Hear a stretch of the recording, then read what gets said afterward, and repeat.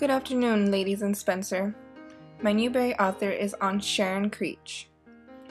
Sharon Creech was born in Used, Ohio on July 29, 1945. She grew up with her noisy and rowdy family. Her parents, Ann and Arvel, her sister Sandy, and her three brothers, Dennis, Doug, and Tom.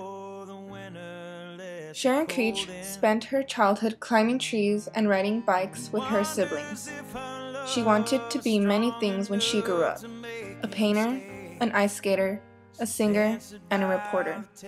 She realized that she didn't suit any of those careers. She loved English and did very well in it. A lot of her teachers encouraged her to write, and because of it, later made her think it was possible to become a writer. It wasn't until she took literature and writing courses in college that she felt intrigued by storytelling. After graduating, Sharon, a single mom, was working in Washington, D.C. at the Congressional Quarterly, raising her two children by herself. A friend wrote to her from the TASIS England American School in London, urging her to apply for a position teaching English at the school.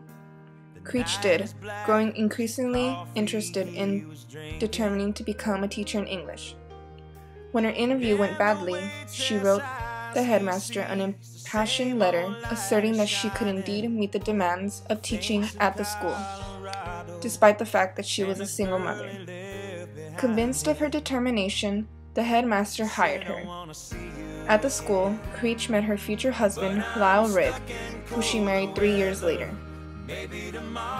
While teaching great literature, she learned so much about writing, about what makes a story interesting, and about techniques of plot and characterization and point of view. This is when Sharon Creech decided to become an author. The people and events in Sharon Creech's life inspired many of her books. She has a unique way of integrating past events into her work. In many of her books, such as her Newbery Award-winning novel, Walk 2 Moons, she mentions the fictional town of Bybanks, Kentucky. The town was always described as a farm city filled with hills, trees, swimming holes, barns, and haylofts. Bybanks was based on the real city of Quincy, Kentucky, a place she and her family would take countless trips to visit cousins. She loved playing outside, running on the hills all day long, and gathering on the porch at night, taking turns saying stories. Her first published book in the United States is Walk 2 Moons, which won the 1995 Newbery Medal Award. In Walk 2 Moons, the trip that the main character, Salamanca, takes with her grandparents follows the same route that she took with her family when she was Sal's age. In her Newbery Medal acceptance speech, she vividly recalls the car trip from Ohio to Lewiston, Idaho, that she and her family took shortly after her 12th birthday, a trip which became the basis of Sal's long journey across the country. The character Sal is taking a trip with her grandparents in search of her missing mother. During her trip, Sal decides to tell her grandparents a story about her friend Phoebe, whose story isn't far from Sal's. The process of describing Phoebe's story and the reasons that her mother left helps Sal better understand her own mother's journey. Sharon Creech weaves together two tales, one funny, one bittersweet, to create a heartwarming and compelling story of love and loss. Walk 2 Moons is really 3 stories in one, all of them interconnected in a narrative that is structured brilliantly. Not only did Walk 2 Moons win the Newbery Award, but it won the annual Children's Book Award for long novels, voted by children, and the Reading Association Award in the UK. The title of Walk 2 Moons had come up when Sharon discovered a fortune cookie message in the bottom of her purse, and the message was, "Don't judge a man until you've walked 2 moons in his moccasins."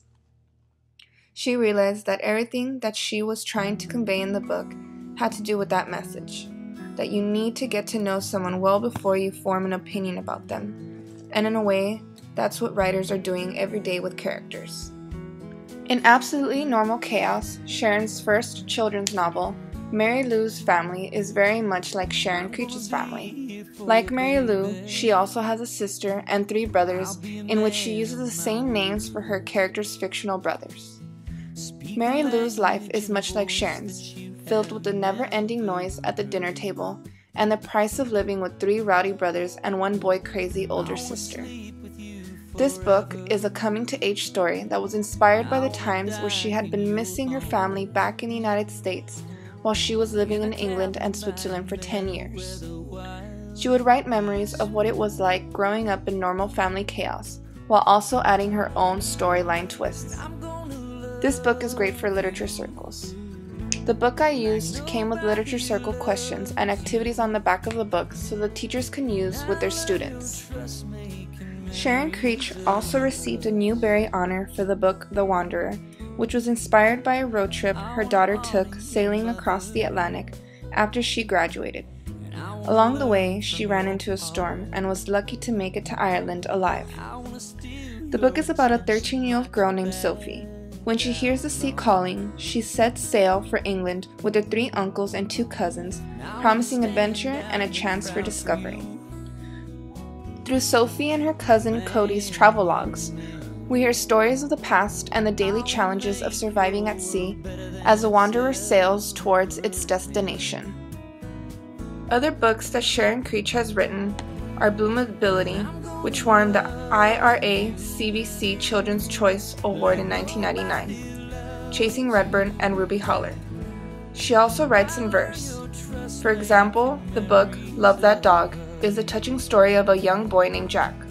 The story develops as Jack responds to his teacher, Miss Stretchberry, over the course of the school year. She tries to get him to start writing, but Jack keeps saying, "I can't," or "I won't." But as the teacher begins to feed him inspiration, Jack finds that he has a lot to say and many ways to say it. All year long, Jack tries to talk about his teacher, his beloved dog Sky, and his life in more in-depth ways.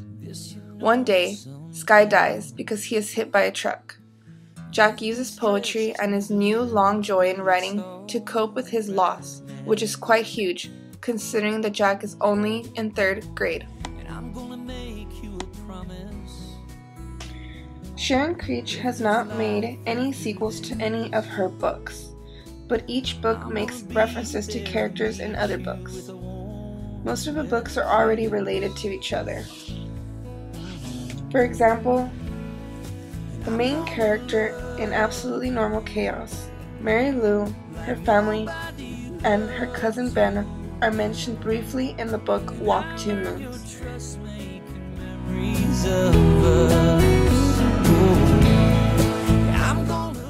Sharon Creech's books consist of adventure stories. She views writing itself as a kind of journey, filled with unexpected challenges and discoveries.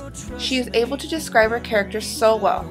In an interview, Sharon shares, "I can picture them like they're right there. I try to be in that character's head so that I'm seeing what they're seeing and feeling what they're feeling. I think if I can do that, then you can